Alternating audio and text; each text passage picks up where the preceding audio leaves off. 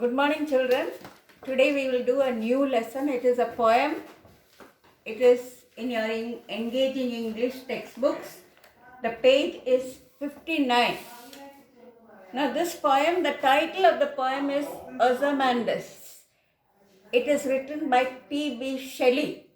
Shelley, Coleridge, Wordsworth, all these are very important romantic poets. Now in this chapter we will learn that we should not be vain about our achievements because time brings everything to an end. If we have done something great, something important, we should not be proud, we should not be arrogant, because there is an end to all worldly achievements. Worldly power and position also has an end. So this should not make us proud. That is the message of this poem. We should not be proud of what we have done, of what we have achieved. We should always be humble. Humbleness is the opposite of pride, and humility is a good quality. So we will learn that we should not be vain. Vain means proud, arrogant, about our achievements, about what we have done in life, because time brings everything to an end, because it was not permanent. What we do in this world, what we achieve in this world, it is not permanent, it is not lasting. There is an end to everything in this world. Learn the use of synodash and metonymy. Those grammar terms I'll explain later. Practice using prepositions, we have already done that, and write an autobiography of an ancient monument. This poem is inspired by a statue of the Egyptian pharaoh. Pharaoh is the title which are given to Egyptian kings. Ramses II. Composed as a traveler's account, it shows that even the mightiest king and empires decline, means they fall. They are not always powerful. They are not always great and fade away with time. That is, time is a leveler. We say that death is a leveler.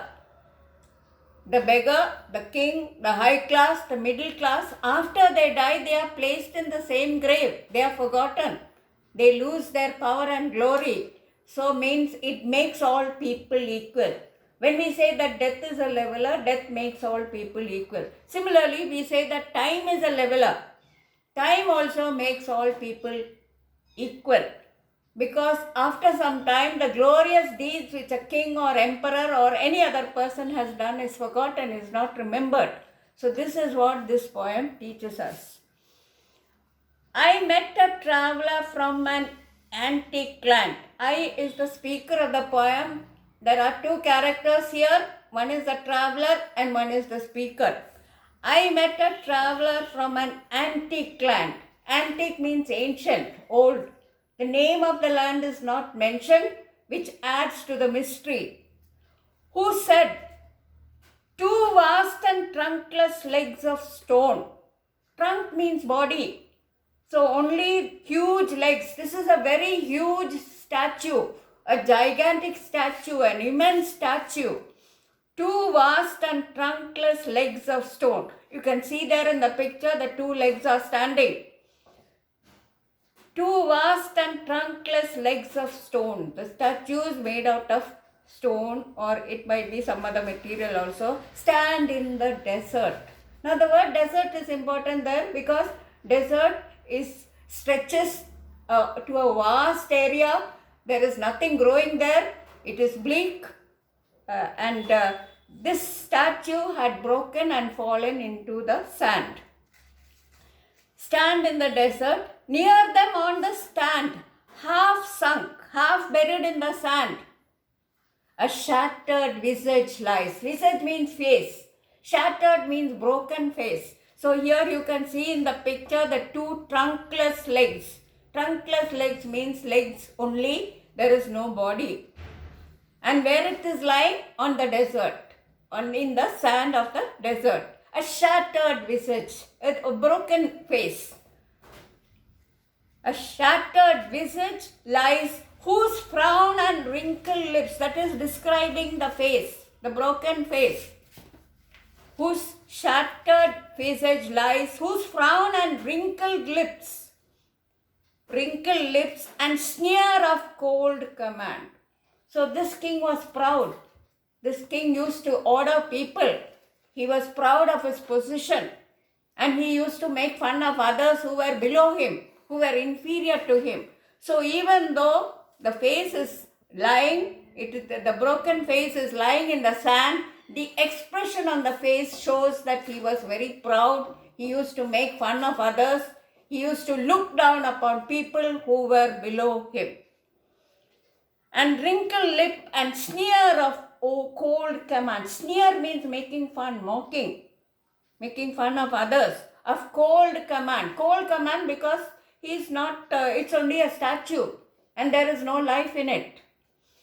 Cold command. But still, the look on the broken face shows that he was a person who is used to commanding others. Tells that his sculptor well those passions read.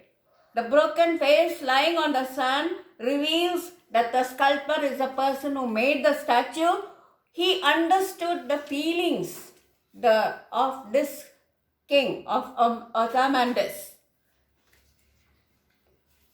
Tells that its sculptor well those passions read. Passions is very strong feeling. Here is the feeling of pride, contempt, looking down upon others, glorifying, being proud of what you have done, of your own achievements. So the sculptor understood all the feelings of Ozymandias. Tell that a sculptor well those passions read, which yet survived. Survived means it is remaining, it is still seen on that broken face. Which yet survived, stamped on these lifeless things. Lifeless things refers to the statue, no life. It is broken also and it is lying in the sand. But still on that face you can see his pride, his contempt. He is boasting about what he had done in life. But what is the use now? Nobody is looking at the statue will feel any amazement or surprise or for that figure, for that statue. Which yet survives, stamped on these lifeless things, the hand that mocked them and the heart that fed them. The hand refers to the king's hand, the heart refers to the king's hand, the hand refers to the sculptor's hand. Heart refers to the king's heart, this Ozymandias' heart. And it was his passions, the feelings of his heart, which enabled the sculptor to make this face. The hand that mocked them and the heart that fed them. And on the pedestal these words appear. Pedestal is the base of the statue. So mocked here, the meaning is given there, it's copied. The sculptor was able to represent or copy all the feelings which that king felt in his heart. And on the pedestal, these words appear. Pedestal is the base of the statue. My name is Ozymandias, King of Kings. King of Kings means I am very powerful. You can even say, take it to mean that he considers himself the most powerful man in the world. My name is Ozymandias, King of Kings. Look on my works, ye mighty, and despair. Despair means feel amazed, feel surprised. Look at what I have done in life. The others should praise him, should glorify him. But when we look at the statue, we only see a fallen statue. We don't see any of the pride or glory which this emperor felt when he was living. Nothing besides remains. Nothing is left. Nothing is left there. Round the decay of that colossal wreck. Colossal means very huge. Wreck means the statue which is destroyed.